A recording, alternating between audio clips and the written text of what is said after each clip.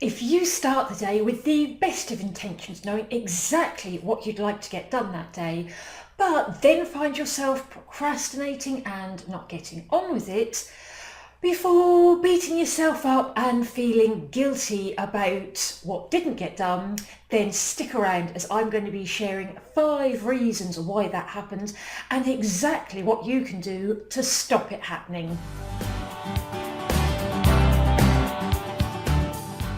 Most of us start the day with the best of intentions. We know what we need to get done, but actually getting it done just doesn't seem to be happening. We know that we would feel so much better if at the end of the day we had those items knocked off our to-do list. But right here, right now, there seem to be a million other things we could be doing. There are lots of different reasons for procrastinating, and each of them needs a different plan of attack if we're going to overcome it. It isn't just a matter of willpower, although that does help. So stick around if you would like to stop feeling guilty about what hasn't got done, and if instead you'd like to be able to finish out the day with some me time where you can relax guilt-free and spend some time just chilling out. Spotting these reasons for procrastinating and kicking them out of your daily routines will allow you to get on with those tasks that really do move the needle for you and give you that sense of satisfaction and achievement at the end of the day. The first reason you might be procrastinating is because the item just isn't that important. It's somehow snuck its way onto your to-do list. It might be you're doing it out of habit, it seemed a good idea at the time but you hadn't really thought about it, somebody asked you if you could do it and you didn't say no quickly enough. But if when you look at your to-do list and you go, I've got 100 things more important than that, and you know that you are never going to consider it as important, then what you can do here, really simple, just cross it off your to-do list. You don't need to procrastinate about it because you have now decided that you're not going to do it at all. Reason number 2 for procrastinating on an item is because although it does need doing, you don't want to do it. So there's a number of options open to you here. The first is to see whether you can delegate it. Now, this could be at work and you delegate it to somebody more junior. You could delegate it sideways, but you can delegate outside of work. So you can delegate within friends and family.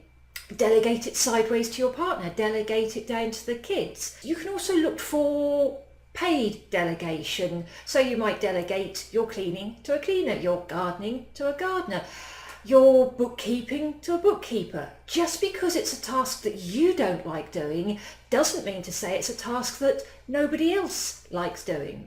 The other reason you might not want to do the task is because it's a little bit scary. Maybe it's new or there's an uncomfortable conversation. So look at how you can break the task down and make it a little bit less scary. Reason number 3 for procrastinating isn't that you're trying to put that task off as such. It's just the fact that there is something else on your list that you're super excited about. It's that shiny object that attracts your attention and that you're really enthusiastic to get on with.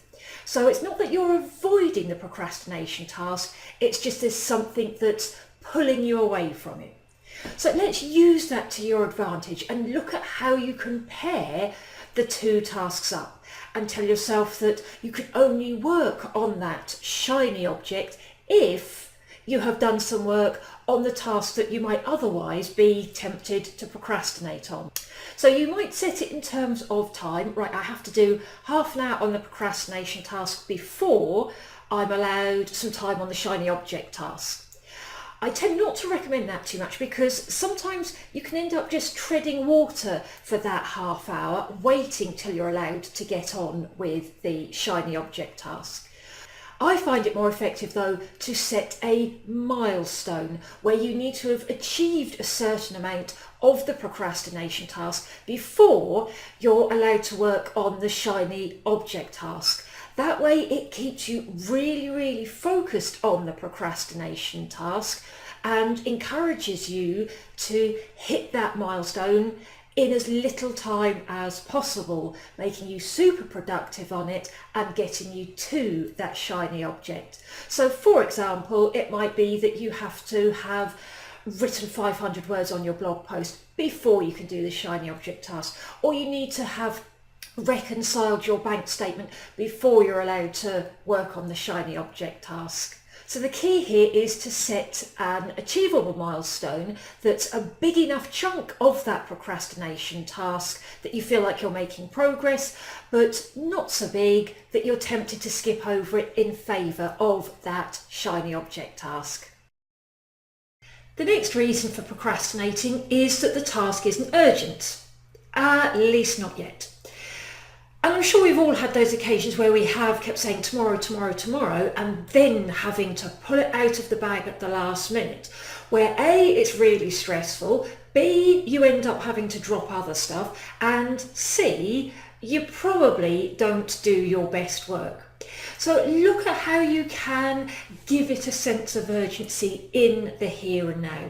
Now, whether that's creating a series of mini deadlines, breaking it down into smaller steps, or whether it's just by declaring by the end of today I will have done something, and declaring that publicly to someone else and giving yourself that accountability.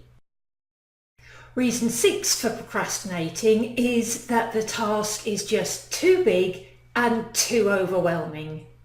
In fact, it's not really a task at all. It's actually a project. Not a project in that corporate sense, but a project in the sense that it's made up of lots of smaller subtasks.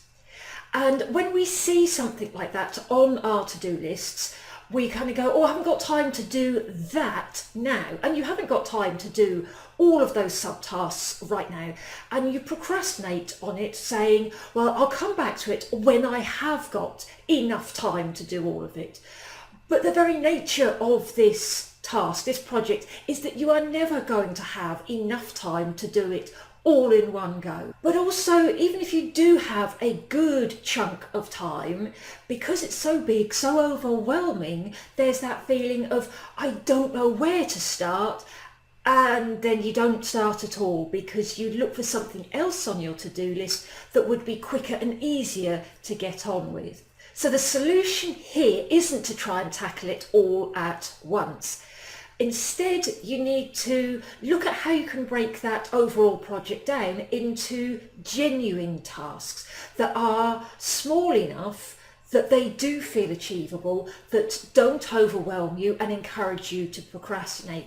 So think about the who, what, why, where, when, how, so that when you get to it on your to-do list, there isn't that temptation to procrastinate where it's so clear what you need to do that it's almost easier to get on and do it than it is to think up excuses for why you should procrastinate on it. So I'd love it if you put in the comments what it is that you know you have been procrastinating on this week, and then think about those 5 reasons and figure out which one or more have been tripping you up, and then take the solution for each of those and work out what you're going to do differently so that you're not procrastinating on it this time next week. If you found this video really useful, then do hit the subscribe button, but also check out the description where you'll find links to a free downloadable for 10 top tips to save an hour a day, as well as a link to my Facebook group where I go live every Tuesday with a free mini training that you can join live if you can, or catch the replay straight after.